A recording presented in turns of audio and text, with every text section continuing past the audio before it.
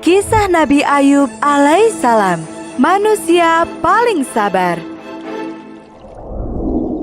Nabi Ayub alaihissalam berasal dari keluarga yang terhormat dan kaya raya. Ayahnya adalah Amus, keturunan Al-Is, putra pertama Nabi Ishak. Jadi, bisa disimpulkan bahwa Nabi Ayub alaihissalam merupakan keturunan dari Nabi Ibrahim alaihissalam. Nabi Ayub tinggal di daerah Hauran, kota Damaskus. Para penduduk di sana merupakan suku Arab asli dan memiliki bahasa seindah syair. Nabi Ayub merupakan lelaki dengan paras yang rupawan, sabar, bijaksana, dan cerdas. Sungguh luar biasa rahmat yang diberikan oleh Allah Subhanahu wa Ta'ala. Sejak kecil, Nabi Ayub telah terbiasa bekerja, dan ketika dia dewasa, segala jenis usaha yang dikelolanya semakin sukses. Nabi Ayub memiliki ribuan ternak, bangunan, dan tanah yang sangat luas. Kesuksesan ini membuat Nabi Ayub dipuja banyak orang. Semua orang tua ingin menjadikannya menantu.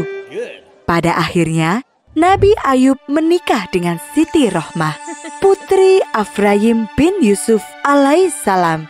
Subhanallah. Rohmah merupakan wanita yang cantik dan soleh. Rumah tangga mereka dikaruniai 12 anak yang soleh dan juga rupawan. Kehidupan Nabi Ayub sungguh bahagia.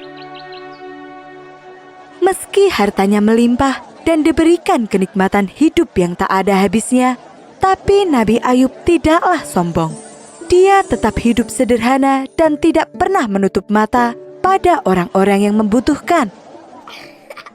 Terima kasih Tuan. Semoga Allah melimpahkan rahmat-Nya kepadamu. Begitulah doa yang selalu diucapkan oleh orang-orang yang ditolong oleh Nabi Ayub. Nabi Ayub adalah contoh orang yang kuat imannya dan rajin beribadah. Karena itulah Allah mengangkat beliau menjadi nabi dan bertugas menyebarkan ajaran tauhid yang benar kepada penduduk Hauran.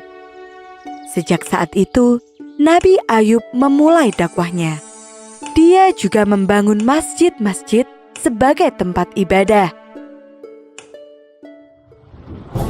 Iman dan takwa Nabi Ayub yang begitu kuat membuat iblis tidak senang. Iblis kemudian meminta kepada Allah agar mereka diberikan kekuatan untuk menggoda Nabi Ayub. Atas izin dari Allah, iblis menyebarkan derita. Satu persatu ternak milik Nabi Ayub mati. Apa yang terjadi dengan semua ternak ini? Kita harus segera melaporkannya.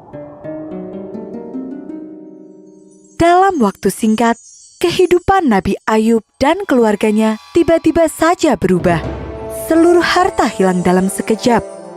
Dalam setiap kesempatan, iblis selalu berbisik. Tuhanmu telah berpaling. Datanglah kepadaku, dan aku akan membantumu. Namun, Nabi Ayub tidak tergoda. Dia tetap bersabar dan mengharap pahala, serta berzikir di pagi, siang, ataupun malam hari. Merasa usahanya gagal, iblis kembali meminta izin kepada Allah untuk menggoda Nabi Ayub lagi. Kali ini, mereka berniat merebut semua orang yang disayangi oleh Nabi Ayub. Mereka menciptakan bencana besar yang merobohkan rumah Nabi Ayub. Dalam peristiwa itu, seluruh keluarga Nabi Ayub meninggal dunia. Seketika itu juga, Nabi Ayub kehilangan semua anak tercintanya. Hai Ayub, lihatlah, Tuhanmu telah merobohkan rumahmu hingga anak-anakmu mati. Apakah kamu masih tetap menyembahnya? Sekali lagi, Nabi Ayub tetap tidak tergoda. Baginya, semua yang dia miliki adalah pemberian Allah Subhanahu wa Ta'ala, dan dia sadar bahwa Allah bisa mengambilnya lagi kapan saja. Sebagai manusia, hal itu merupakan cobaan yang harus dihadapi. Kini, Nabi Ayub tinggal di rumah yang sangat sederhana. Untuk memenuhi kebutuhan sehari-hari, mereka harus bekerja dengan keras. Meski dalam kondisi yang serba kekurangan, Nabi Ayub tetap taat. Dia tetap berdakwah, mengajarkan iman dan takwa kepada Allah Subhanahu wa Ta'ala. Sikap dermawannya pun tidak pernah berkurang. Dia tetap berbagi, meskipun hanya sedikit. Setelah 2 musibah besar tersebut, datang lagi musibah baru untuk menguji Nabi Ayub. Seluruh tubuh Nabi Ayub tiba-tiba mengeluarkan nanah dari kulit kepala hingga kaki. Cobaan kali ini sungguh berat, hingga membuat Nabi Ayub tidak bisa melakukan apa-apa. Dia tidak bisa bergerak apalagi bekerja. Segala macam obat telah dicoba, namun penyakit itu tidak kunjung sembuh. Lama-kelamaan, orang-orang mulai menjauh dari Nabi Ayub. Mereka merasa jijik dan takut tertular. Mereka bahkan bergunjing di belakang Nabi Ayub. Engkau tahu, dia pasti sudah melakukan dosa besar. Karena itulah Allah tidak menyembuhkan cobaannya itu. Begitulah, selama Nabi Ayub sakit, hanya istrinya saja yang masih tetap setia. Bertahun-tahun kemudian, Nabi Ayub belum juga sembuh. Sang istri mulai merasa putus asa. Tubuh dan hatinya mulai lelah karena setiap hari harus bekerja keras demi upah yang sangat sedikit. Iblis menggunakan kesempatan ini untuk menggoda istri Nabi Ayub. Aku dulu menjatuhkan Adam lewat Hawa. Sekarang pun aku akan menggunakan cara yang sama. Istri Nabi Ayub tergoda oleh bujuk rayuan iblis. Dia memberanikan diri untuk mengadu kepada Nabi Ayub. Engkau adalah seorang nabi yang mulia. Seandainya engkau berdoa kepada Allah untuk minta disembuhkan, tentu akan dikabulkan. Sungguh, cobaan ini terasa berat untuk kita. Nabi Ayub bertanya, Berapa lama kita merasakan kebahagiaan? 20 tahun. Lalu, berapa lama kita menderita? 7 tahun. jawab istrinya lirih. Nabi Ayub lantas menjelaskan bahwa cobaan yang mereka alami belum seberapa jika dibandingkan dengan kebahagiaan dan rahmat yang telah mereka terima dari Allah Subhanahu wa Ta'ala. Maka tidak sepantasnya mereka mengeluh, karena Allah tidak akan menimpakan cobaan yang tidak bisa ditanggung oleh hambanya. Nabi Ayub merasa kecewa karena istrinya telah tergoda oleh bujukan iblis. Dia kemudian bersumpah, Kalau Allah telah menyembuhkanku, akan kupukul kamu 100 kali. Cobaan ini terus berlanjut hingga 18 tahun.